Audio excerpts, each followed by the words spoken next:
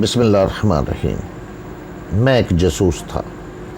پاکستان کے ایک ایسے سپوت کی کہانی جس نے انڈیا میں رہ کر اس کی سرحدوں کو، اس کے اداروں کو ہلا کر رکھ دیا، جس نے اپنی عقل، طاقت اور وطن سے محبت کی خاطر ہر قدم پر آگ اور خون سے کھیل کر ملک کا نام روشن کیا اور راج جیسی ایجنسی کو تگنی کا ناچ نچایا۔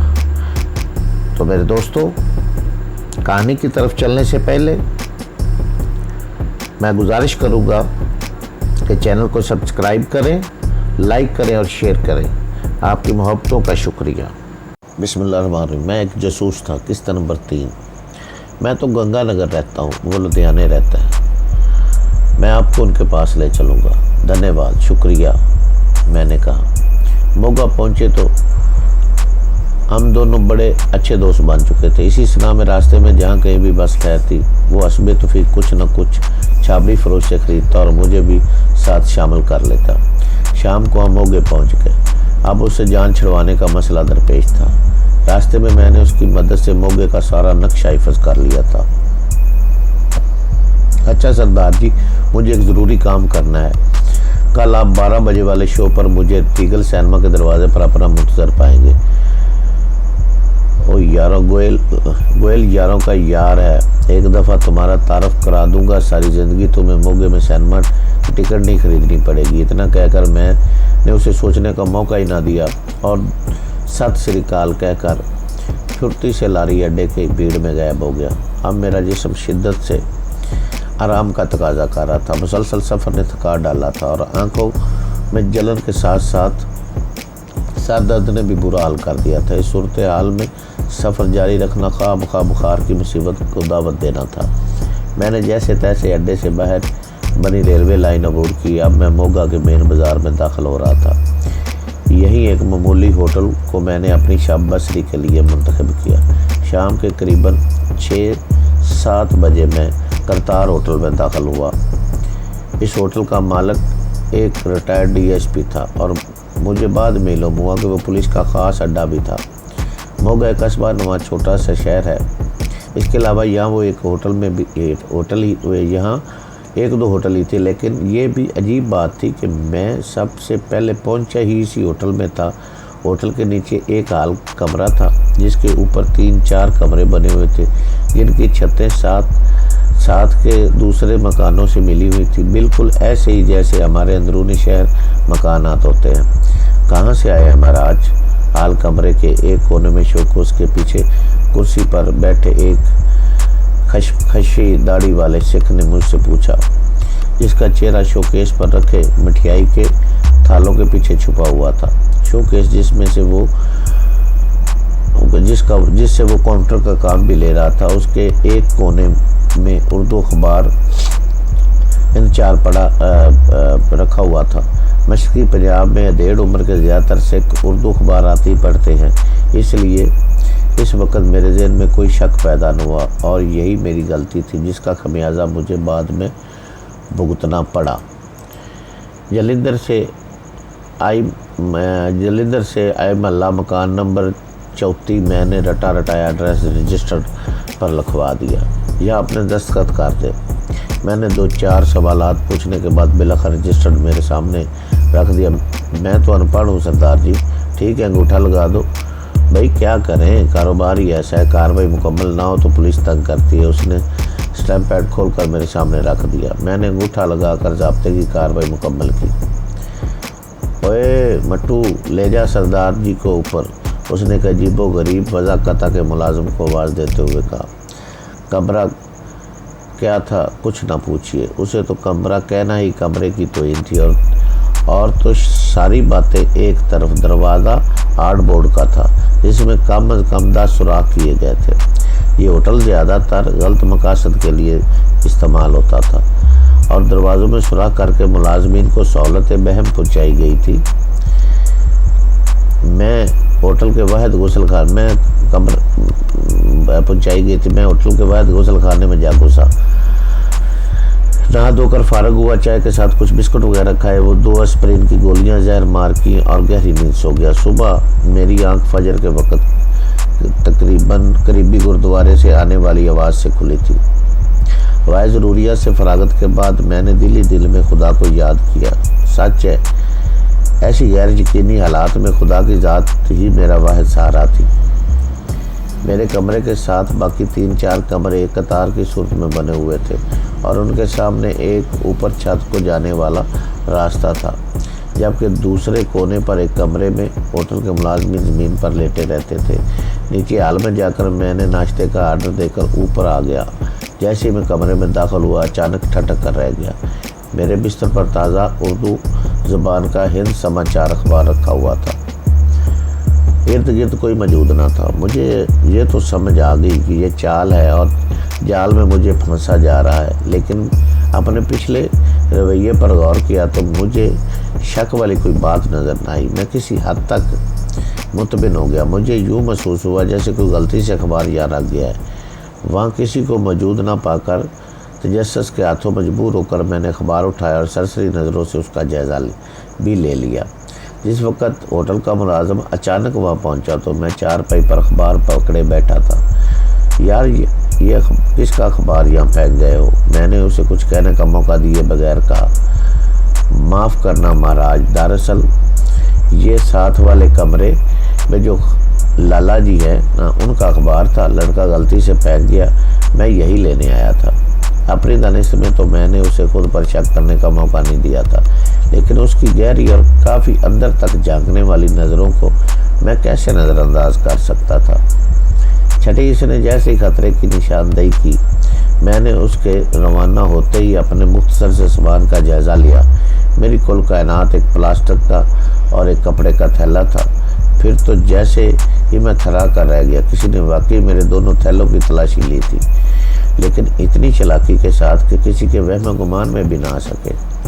دوسرے ہی لمحے میں آنے والے حالات کا مقابلہ کرنے کے لیے تیار تھا۔ میرے پاس موجود تمام کرنسی تو پہلے ہی میری جیبوں میں موجود تھی۔ میں نے بڑی پھرتی کے ساتھ جوتے بدلے اور تیار ہو کر بیٹھ گیا۔ یہ ٹھیک ہے کہ میرے سامان میں کوئی ایسی ویسی چیز نہیں تھی جس سے کسی کو شک ہوتا، لیکن ممکنات پر نظر رکھنا ہر جاسوس کا اولین فرض ہے۔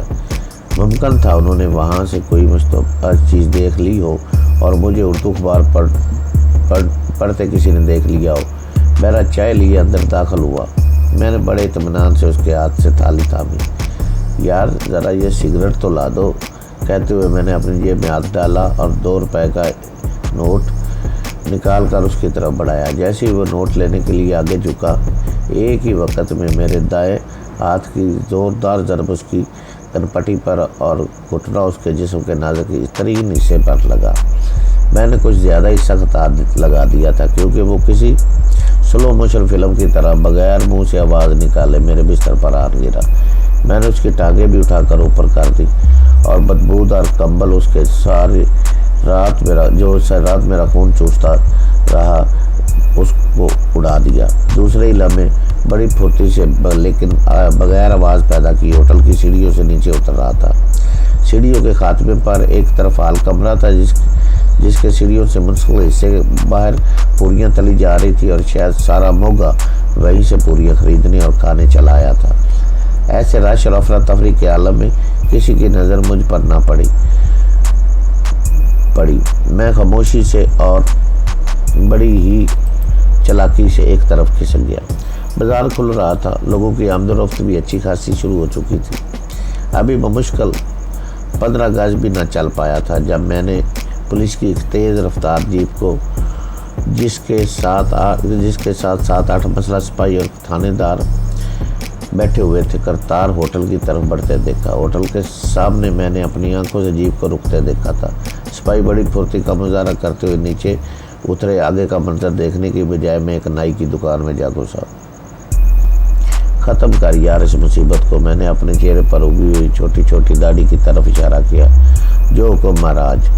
نائی نے رام رام کہتے ہوئے میری داڑھی اور مجھ سے صفا چٹ کر ڈالی۔ تھوڑی دیر کے بعد میں ایک مکمل برہمن کے روپ میں قیمتی پوشاک پہنے اور خاص قیمتی گرم چادر اوڑھے گلے میں یہ نو ڈالے میں اس بھیڑ میں شامل ہو چکا تھا جو کرتار ہوٹل کے باہر پولیس کی بے بسی کا نظارہ کرنے کے لیے اکٹھی ہو گئی تھی۔ کیا ہوا بھائی؟ میں نے ایک تماشائی سے پوچھا۔ लाला जी के कोई जासूस था, भाग गया साला, इतनी पुलिस को जल देकर भाग गया, सब निकम्मे गधे पुलिस में भर्ती हो गए हैं। उसने अकीदतमंदी से दोनों हाथ जोड़ते हुए कहा, हरे हरे राम कहता हुआ मैं एक तरफ हट गया। पुलिस वालों को जब वो जासूस ना मिल सका तो उन्होंने अपना गुस्सा होटल की पूरियों और चाय पर निकाला। जब मैं वहाँ पहुँचा तो वो लोग नाश्ते से फारग होकर उस बहरे को धक्के मारते हुए जीप की तरफ ला रहे थे, जिसे मैं इस्तराहत फरमाने के लिए बिस्तर पर छोड़ आया था। मेरे लारी अड्डे पर पहुँचने से पहले ही मेरे फरार के अफसर और कारनामे वहाँ ज़बान ज़द आम थे। पाकिस्तानी घुसपैठी और कमांडो की मोगा में मौजूदगी ने कई भारतीयों के चेहरों से लहू निचोड़ लिया था। हर शख्स खौफजदा दिखाई दे रहा था। अड्डे पर भारतीय पुलिस के मसल्ला सिपाही गश्त कर रहे थे, जैसे इन्हें इस बात का यकीन था कि अभी वह जासूस वापस आकर इनकी खिदमत में अपने आप को पेश कर देगा या फिर वो इसे गिरफ्तार करके ही रहेंगे। बस का टिकट खरीदने से बस पर सवार होने तक हर जगह इस मौजू पर बातचीत हो रही थी। मैं दिल में इनकी खौफजदगी से लुत्फ़ अंदोज़ होता रहा, लेकिन इम्कानात को मैंने नज़रअंदाज न किया। मोगे से मैं लुधियाना जाने वाली बस में सवार हो गया। लुधियाना तक इसी एक बात का तज़किरा होता रहा। मैंने भी बड़े जोश व खरोश के साथ इसमें हिस्सा लिया। शाम के वक़्त बस लुधियाना पहुंची। मैं लारी अड्डे जाने की बजाय, जो कि मॉडल टाउन के नज़दीक बना हुआ है, कुछ पीछे ही टेलीग्राफ ऑफिस के नज़दीक बस से उतर गया। यहाँ से लुधियाना शहर तक का फासला मैंने जानबूझकर पैदल ही तय किया था। रेलवे के पुल से गुजरते हुए मैंने इर्द गिर्द का नज़ारा कर लिया और रास्ते में मुख्तलिफ लोगों से इर्द गिर्द के इलाकों के नाम भी पूछता जा रहा था, जो बाद में मेरे काम आ सकते थे और जिनके मुतल्लिक़ मालूमात हासिल करना ज़रूरी था। वो रात मैंने होटल की बजाय किसी और जगह बसर करने का फ़ैसला किया और वो जगह थी एक आश्रम। आश्रम में मामूली पैसे देकर आपको रात भर के क़याम के लिए एक चारपाई मिल जाती है। अगर मुतल्लिक़ा पंडित, जो कि यहाँ का इंचार्ज है, आपने आराम कर लिया तो भले 10 दम आखिरी तक यहाँ क़याम कीजिए। लुधियाना शहर के इस आश्रम में दाखिल होते ही मेरा वास्ता सबसे पहले पुजारी जी के एक चमचे से पड़ा। राम जी, मैंने हाथ जोड़ते हुए कहा। राम, कहाँ जाएंगे?